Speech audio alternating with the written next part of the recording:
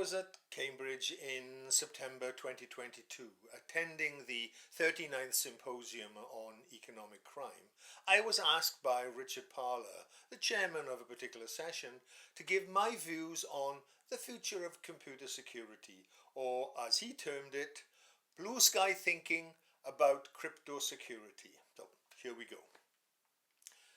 The future of crypto security. Advice to security professionals and compliance professionals. Richard knew that I don't do blue sky thinking. I do black sky thinking. So no surprise that the Times called me the Angel of Doom and the Guardian calls me the Guru of Gloom. So from my perspective, there are no controls over computer systems. All control is linearity imposed on what are non-linear human activities. However, the ensuing feedback will necessarily introduce uncertainty with the encroachment of these non-linearities.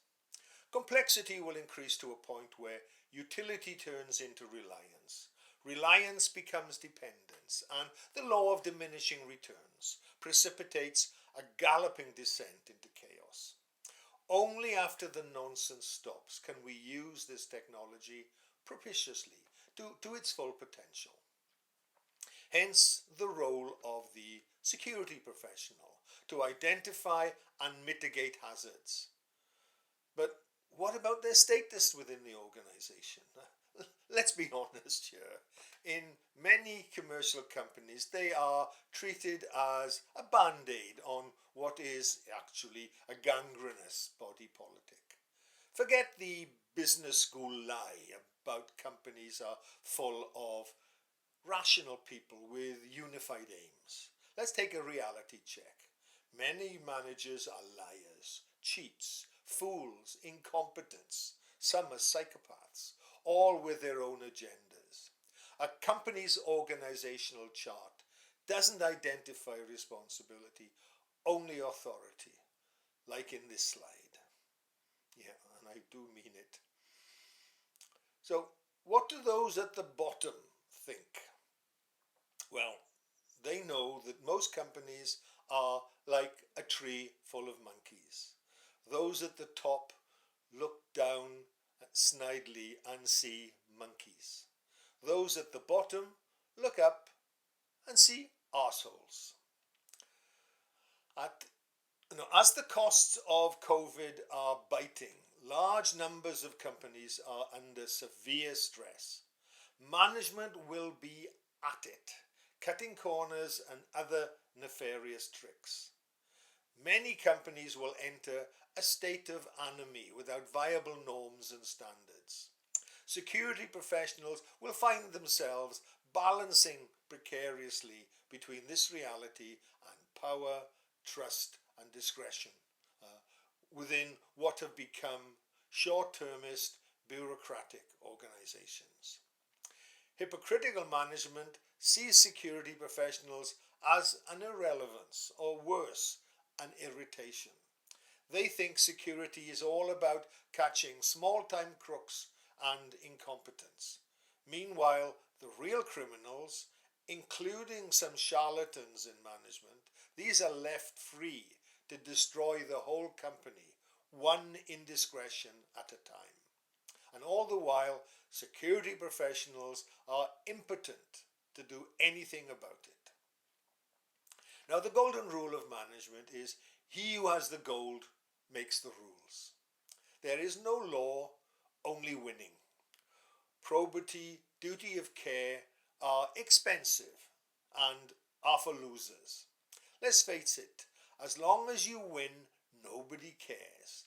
Nobody complained about bankers' bonuses when the good returns were piling in. None of Bernie Madoff's clients said, if it's too good to be true, it's neither good nor true. And where was security when he was spinning his Ponzi schemes? They were making sure that nobody else got their hands on the loot. That is, until Madoff made off with it all. So what advice do I have for these security and compliance professionals. Advice number 1. When they're pissing in the wind, step out of the way. When the bosses are at it, you must ensure that the security team and the compliance teams, most importantly, that you aren't piggy in the middle.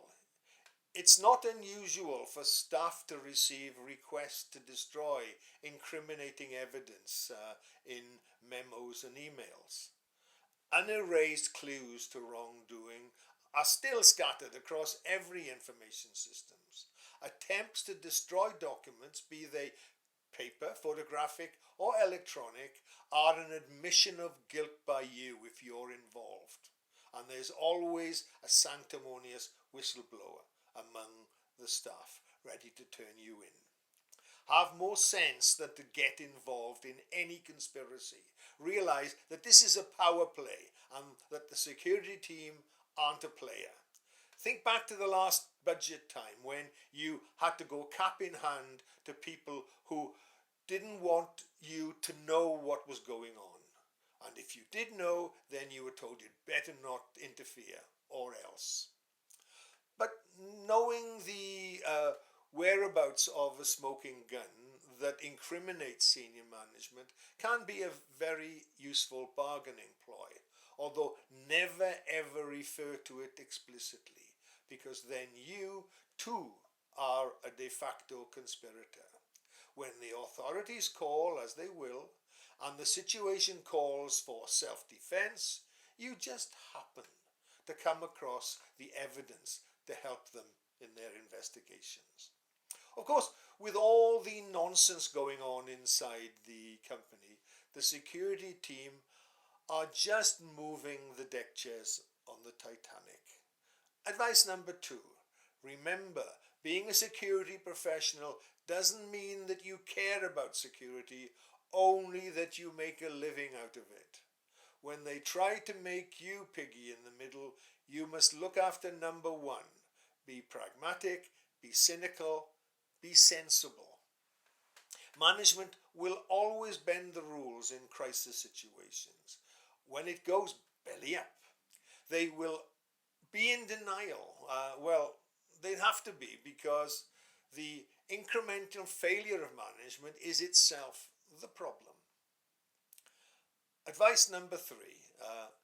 You can't fight City Hall. That's both management and, worse, the police and government. So don't even try.